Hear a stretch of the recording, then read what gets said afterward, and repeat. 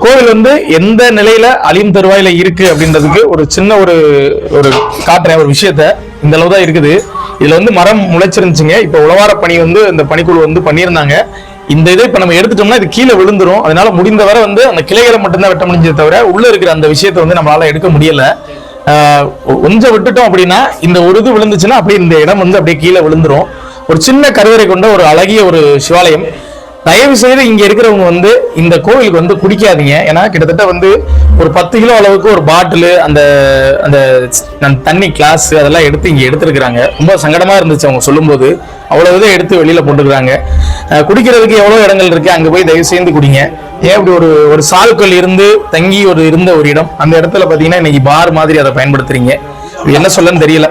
இன்னைக்கு வந்து இந்த இடத்துல வந்து நம்ம வந்து உழவார பணிக்குழு, நம்ம சிவன் பிள்ளை உழவார பணிக்குழு தூத்துக்குடியை சார்ந்தவங்க வந்து இன்னைக்கு இந்த இடத்துல வந்து உழவார பணி பண்ணியிருக்கிறாங்க.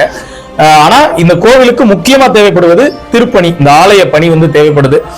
இதை பார்க்கக்கூடிய அன்பர் பெருமக்கள், அடியார் உறவுகள் முடிந்த அளவு காணொலியை பகிர்ந்து தெரியப்படுத்துங்க. ஏன்னா இது அரசாங்க பார்வைக்கு போகணும். அப்படி போகும் பட்சத்துல அந்த கோவில் பாதுகாக்கப்படும்.